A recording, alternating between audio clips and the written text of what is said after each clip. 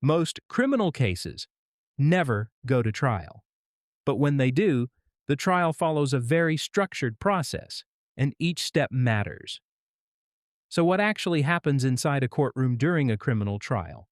Who speaks first? What does the jury hear? And how does a verdict get decided? In this episode of Step by Step Explained, we're walking through exactly what happens during a criminal trial, step by step. On this episode of Step by Step Explained, we're breaking down the criminal trial process clearly and simply. Be sure to like and subscribe so you don't miss future guides explaining what happens after a conviction and how appeals work. A criminal trial officially begins after the jury has been selected. If you watched our previous episode on jury selection, you already know how jurors are chosen through a process called voir dire. Once the jury is seated and sworn in, the courtroom is ready for trial to begin. From this point forward, the judge oversees the process. The prosecutor presents the case against the defendant. The defense attorney represents the accused, and the jury listens carefully to the evidence. Their job is to decide one question: has the prosecution proven the defendant's guilt beyond a reasonable doubt? The first major step in a criminal trial is opening statements. Opening statements are not evidence. Instead, they are previews of what each side believes the evidence will show. The prosecutor speaks first because they carry the burden of proof. They explain what happened, what evidence will be presented, and why they believe the defendant is guilty. For example, the prosecutor might say, "The evidence will show the defendant entered the building at night and removed property that did not belong to him." Then the defense attorney gives their opening statement. The defense may challenge the prosecution's version of events, present an alternative explanation, or remind the jury that the defendant is presumed innocent.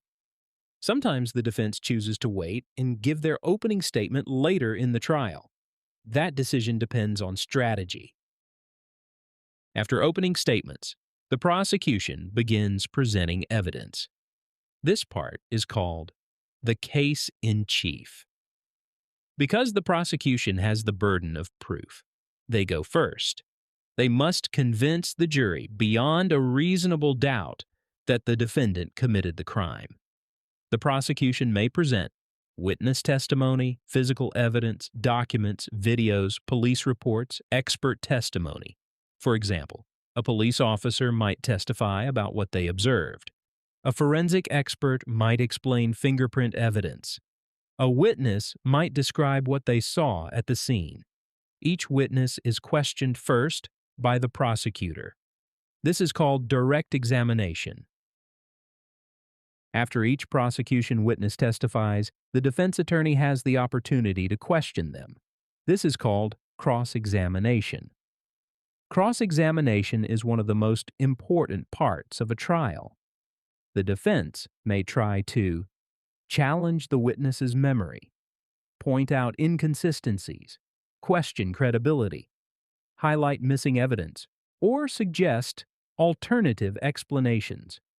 For example, a defense attorney might ask, "Isn't it true the lighting was poor that night?" Or, "You were standing more than 50 feet away from the scene?" The goal is to raise doubt in the minds of jurors. Remember, the defense does not need to prove innocence. They only need to show reasonable doubt. After the prosecution finishes presenting evidence, the defense has the opportunity to present its own case. But here's something important many people don't realize. The defense does not have to present any evidence at all. Because the defendant is presumed innocent, the defense can argue that the prosecution simply failed to prove its case. However, in some trials, the defense chooses to present witness testimony, expert opinions, documents, or other evidence supporting their argument. Sometimes the defendant chooses to testify. Sometimes they do not. And the jury is not allowed to assume guilt if the defendant decides not to testify. That right is protected by the Constitution. After the defense presents its case, the prosecution may respond with rebuttal evidence. Rebuttal evidence is used to challenge or clarify issues raised by the defense. For example, if the defense presents an expert witness, the prosecution might present another expert to disagree with that opinion. This step is usually shorter than earlier parts of the trial.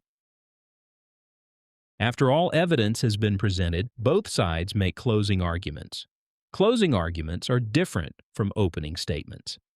Now the attorneys can explain how the evidence supports their case. The prosecutor goes first. They review the evidence and explain why they believe the defendant is guilty beyond a reasonable doubt. Then the defense attorney speaks. They point out weaknesses in the prosecution's case and remind jurors about reasonable doubt. Finally, the prosecutor may give a short final response. This is called a rebuttal closing argument. Before the jury begins deliberations, the judge gives the jury legal instructions. These instructions explain what laws apply to the case, what the prosecution must prove, how jurors should evaluate evidence, and how to reach a verdict. Jurors must follow these instructions carefully. They cannot decide the case based on emotion or personal opinion. They must apply the law as explained by the judge. After receiving instructions, the jury leaves the courtroom to begin deliberations. This is where jurors discuss the case privately. They review evidence, share opinions, and work toward a decision. In criminal trials, jurors must usually reach a unanimous verdict. That means every juror must agree. Deliberations may take a few hours, several days, or sometimes longer. Once the jury reaches a decision, they return to the courtroom and announce the verdict. The verdict will be either guilty or not guilty. If the jury cannot agree, the judge may declare a hung jury, and the trial may end without a verdict. In that situation, prosecutors must decide whether to try the case again. If the jury returns a guilty verdict, the case moves into the next stage of the criminal process, sentencing. And that's exactly what we'll cover in our next episode, what happens after a conviction.